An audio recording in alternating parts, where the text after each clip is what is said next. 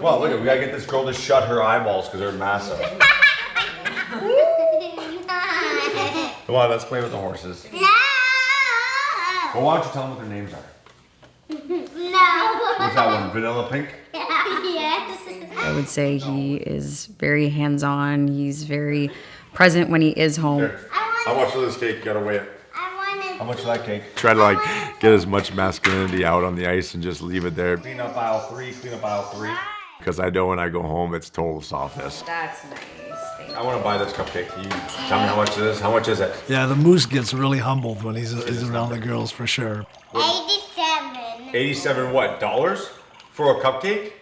Wow. What does it have gold inside it? Because that's not something that he's known for, you know, is gentleness. And that's what makes him a great person. He's able to, you know, turn off the competitive spirit and be just a gentle giant around his family and all of us. I think being a family man really helps you. I think leadership just comes naturally when you have your own kids. What's that one? How much does that one cost? 50, 80. Oh my goodness. You want another orange? This is also a very scary cash register. I think we've always seen the attributes that he has, and I think he's really just put it together now. Moving our feet in their zone. Moving our feet in their zone, boys. I think that's an evolution. You know, I think he's always been that protector kind of guy, the leader. Like, I care more about my teammates doing well than if I get the goal or assist or whatever, right? I want to win, and I want to see other guys thriving, and that's the environment that I want to build. You have to love the way that he plays the game. He plays with such an intensity and high energy. He's loud, obviously. There's no guy that wants to really lead that physical charge more than he does. He's obviously an imposing person when you meet him. He's a big guy, he's the moose. But he cares so much. Foligno walks out front and scores! What an effort by Marcus Foligno!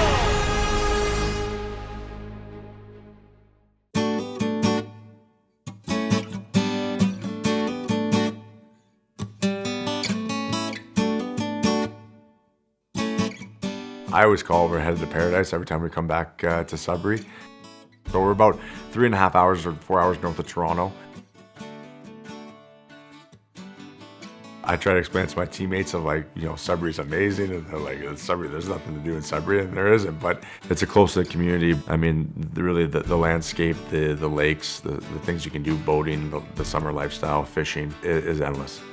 Your neighbor can end up being your best friend, and that's what's special about Sudbury. We produce a lot of nickel, and that's what's kind of kept this town afloat for many years.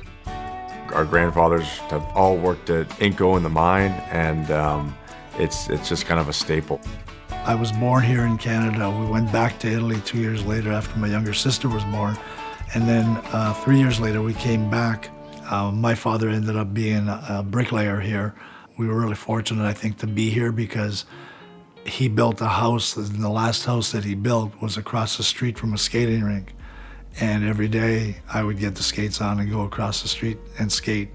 And so I always wondered, you know, you look back and you say, why did he live? Why did he move us here? Why did we build a house here? And I guess, you know, now those questions are all answered. I'm biased, but Sudbury Wolves playing in a Sudbury Wolves hockey game on a Friday night and a Sudbury Saturday night is pretty special. Never played in front of a crowd that size before, especially when you're 14, 15. The biggest thing about Sudbury Wolves hockey is I went when I was little because of the history of my dad. You know, everyone knew Mike Foligno before. I really knew what my dad was all about. Really, he was just my dad. I didn't really know how big of a name he was. The man advantage. Reese in front, they bang away and they score. Marcus Foligno. This is where I kind of developed as like the type of player I was turned into, right? It was junior hockey. So that rough and tough style and big hockey player style that I play now all developed here in Sudbury. If you score, there's a kind of a dead wolf on a string that comes all the way out to the middle of the ice on a pulley system, and then it just comes back. It's like, it's still there to this day. Everyone that we've talked to that's played against the Wolves always hate the wolf when it comes out and just be this wolf in the string. And it's like, I think he used to have like smoke come out of its nose or something like that. So That's the stuff that I remember, and just the roar of the crowd.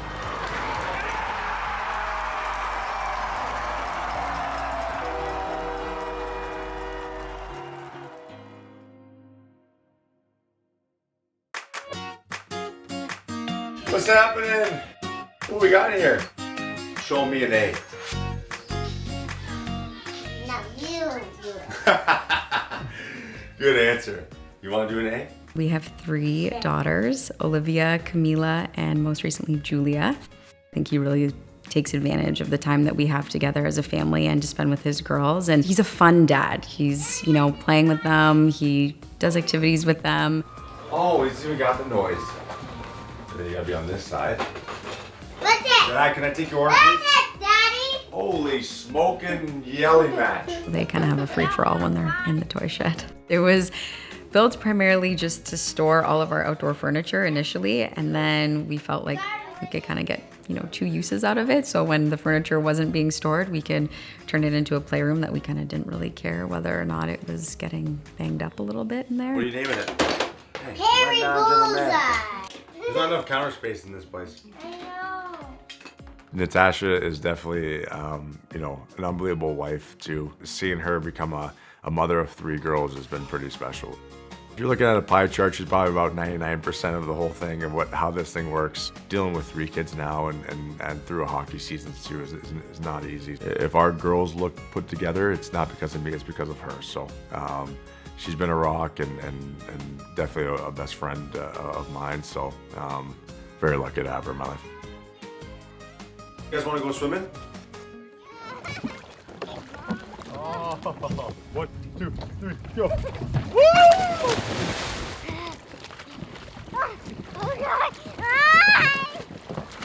It's just so cool to be able to come back and have so many cousins and grandparents so close by. I feel like our kids are a little bit deprived of that during the hockey season. They don't really get to see anyone. And so it's kind of just a revolving door between the homes.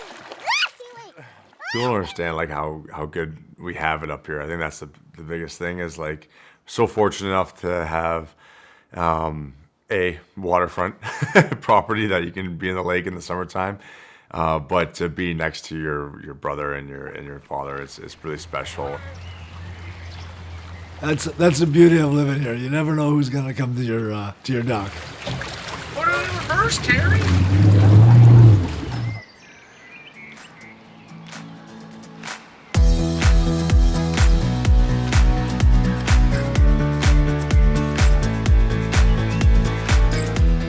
I'm blessed to have my grandkids, a couple doors away that they can just walk down the path to come over to the house or vice versa with me going over there.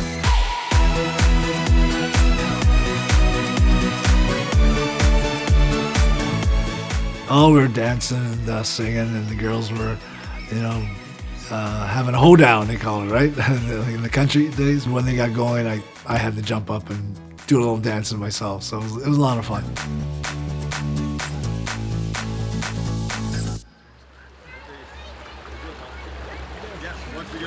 we go. Everyone wave, everyone wave.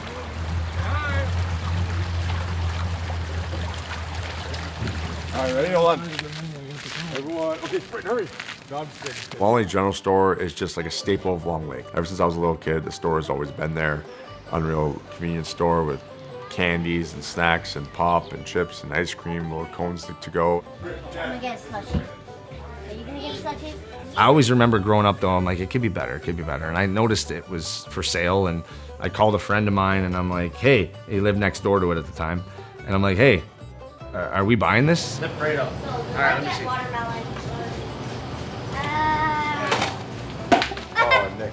I think Nick is a big, how do you say, Zillow, or it goes on real estate, realtor.com, and just checks out things in Sudbury that's going on for sale. How much was in there, like $1? I don't even know, not even that. Called my dad, my brother, and they're like, absolutely, we're in. And it was pretty cool how it just organically grew. We have 3 great families in town that are a part of it. I probably stop there at least once or twice a day. There's always something to do. There's, either floors to clean or tables to wipe or, something to sweep. My dad's always had a dream of like running a restaurant before and running a store, so he's really amped it up a little bit. It's become a little bit retirement package for my dad. I think we're probably the number one, customers still, but we're really proud of it, and it's just been a neat venture outside of hockey, and it's actually been able to, get us to know the community too. I think all of us remember a corner store when we were younger, and a place that we could meet friends and or just take a bike ride to or a walk to and grab something to eat or grab something to drink. So that's what we wanted to be, and I think we're really being recognized again for being that within our community. Cheers, everybody. Cheers! Touch it up! Touch it up! I crushed my ice cream. Becoming wild. Becoming wild. Born to be wild. What's another one? Daddy, cheers.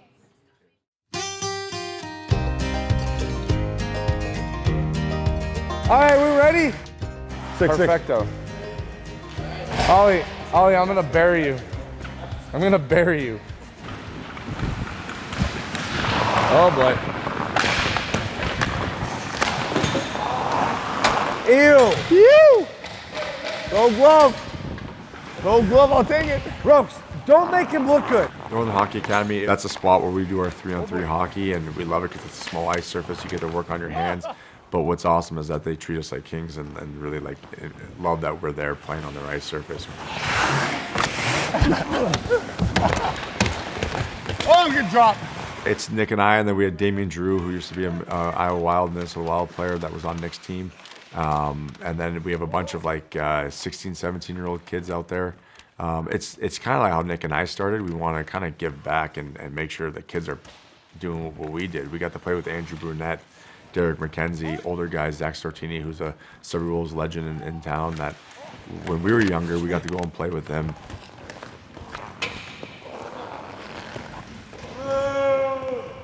Well, my brother scored. I had to score.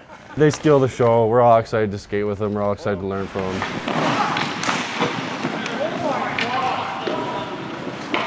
Welcome, Mickey. You are, buddy, you gotta go fight fires more often. You're flying. They got so many pointers, so many little details that they pick up and see in your game that you just want to learn from them every time you're out here. There's a big difference, obviously, from NHL, but there isn't a big difference in how you prepare and what you do and the professionalism you have to have on and off the ice and how you come to work every day. I have 3 kids at home. I have a lot of responsibilities, but I show up every day and I work. And I want those kids to see that. That's what I got to see when I was a young kid. We were always competitive against each other. We always play-fighted against each other. We always did things to push each other, and that's, I think, why we're here where we are right now. And without that, I don't think that we could be playing in the NHL without that competitive spirit. And then we drive that out of each other.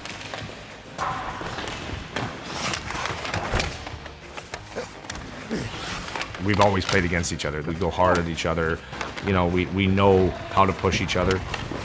It makes it pretty fun and competitive, and we have a lot of laughs. And I think he's up in the series, though, this summer, which is kind of pissing me off, to be honest with you. They're the reason why you get up in the morning. You see what they have, their passion for the game, what they bring to it, the joy and all the help they bring us. It's just, you want to be here every single morning. You don't want to miss a skate. Oh my God, 2-on-1, finish it! No! Oh no! Yeah! No, 115. No way.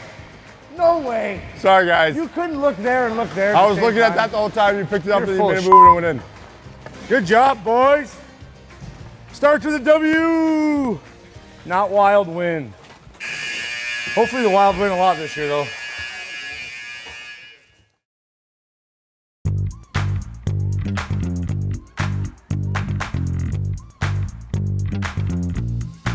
What's great about coming to Sudbury is the setup of the workout room that we have. Nick did an unbelievable job, and that's another thing too, that you get to work out in front of a lake, in front of that view. It's awesome that we have this where Marcus can run next door. We work out together. We have the track, the sport court, the gym. It's a unique situation. We don't take it for granted. We feel extremely blessed. Yeah, we got the Marc-Andre Fleury now in net, looking a little skinny, so gotta beef him up. You got it, go. Oh, that was better on the way back. Come on! 792. I've been Nick and Marcus's strength conditioning coach. Nick specifically, I started with him 20 years ago. And then I think 3 years later, Marcus came along. This is where you get the gains. This is where I want to see Marcus beat his score from last week. He wants to see me beat my score. This is where you really notice how you're going to become that player. The conversations when he was like, you know, making it into the NHL to the conversations now. Let's go. How'd you sleep? I didn't, because I was up, you know, feeding Julia. And they used to take naps all the time because they could, right? And now they can't because they got little kids. And they're still producing like better numbers year over year. 1458. Last summer you were 1430. You're up. I remember our first game in Ottawa when I was playing for the Sabres. It was like, oh, this is an awesome moment. Like, I'm playing my brother. This is like so crazy. And then now it's like, I'm getting pretty sick and tired of playing against him, to be honest with you. Like, it's getting to that point. But it's still a competitive spirit. Like, I don't want to lose to him, and he doesn't want to lose to me. It's been pretty special. I mean, guys, I get to work out with my brother every day.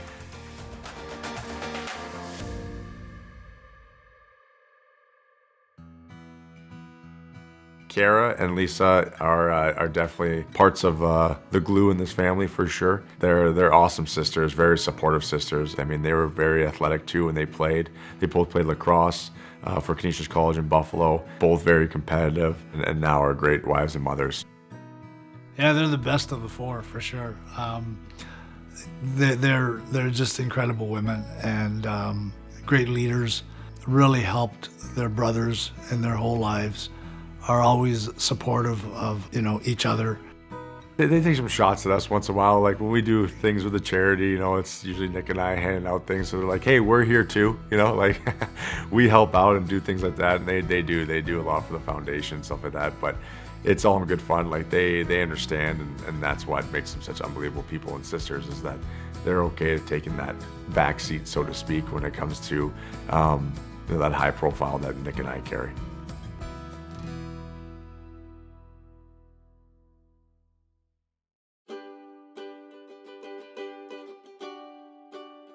Name of the place right now is Maison McCullough Hospice. We have a great philosophy at our hospice. The people don't come to die at this place, they come to live at this place, to live the best they can on the days they have. This place is just really sensitive, and it's close to the heart because, you know, it's the final place that we kind of saw our mom go from, you know, being decently well and alive to, you know, unfortunately succumbing to cancer. It gave all of us a chance to be with Janis in the last few days of her life, and she was able to die with dignity. Here, start by the red chair. Don't smear it on your dress. You just walk over nonchalantly, like we're just all kind of talking. Don't pretend like you have a lot of money over there or something.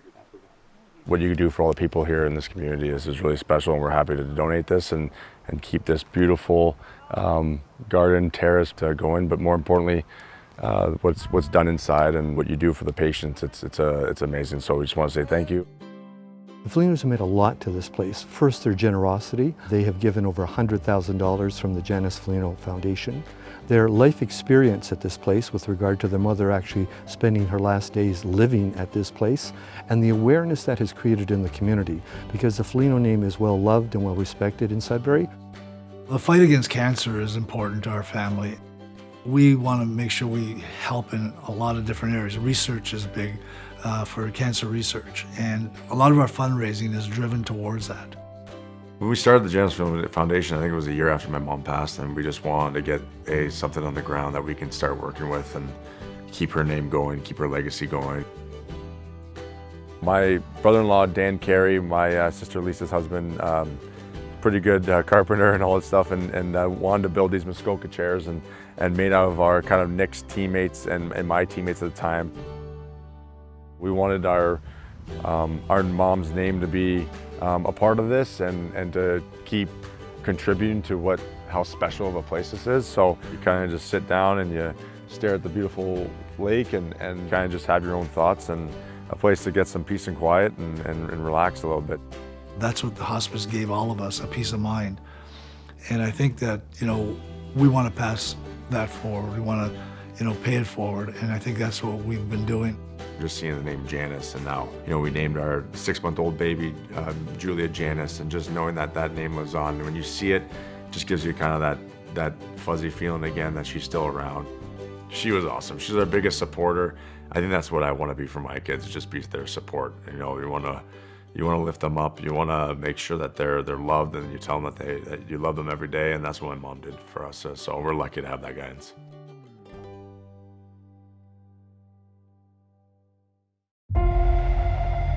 Buffalo Sabres select Marcus Foligno from the Ontario Hockey League.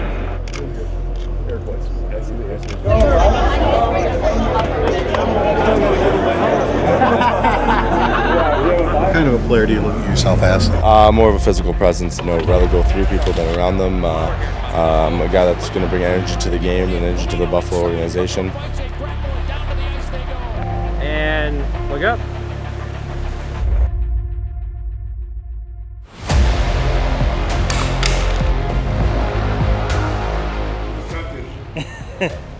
I would have never expected to be in Minnesota for this long, and it's been awesome. It's just an awesome place to live. It really does check all the boxes, I say, especially from a family standpoint. He's a guy that you want to go to war with. He's a guy that you want to listen to. You want to go to battle with him, and I couldn't be more proud of having a brother like that. It's a huge honor to wear this letter, boys. My leadership comes from my father and my brother 100%. I've been a water boy in my dad's hockey rooms, where I'm in the back. I could hear my dad doing a motivational pep talk.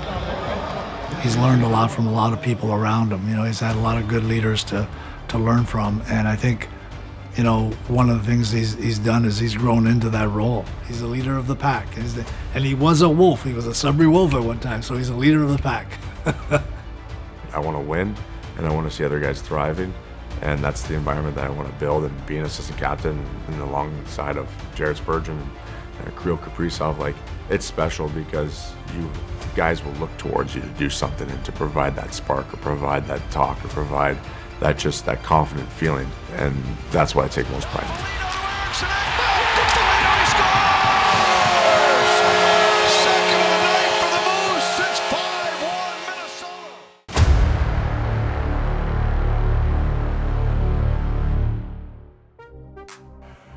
Good work today, boys. You can tell the cameras are on us. I love it.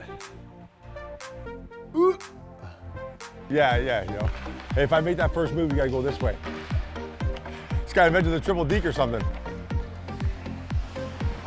Nah, Charlie Conway.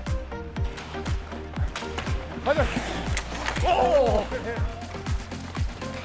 Don't give him any goals today. No goals today. Yeah, the camera's on me today. Going 110%.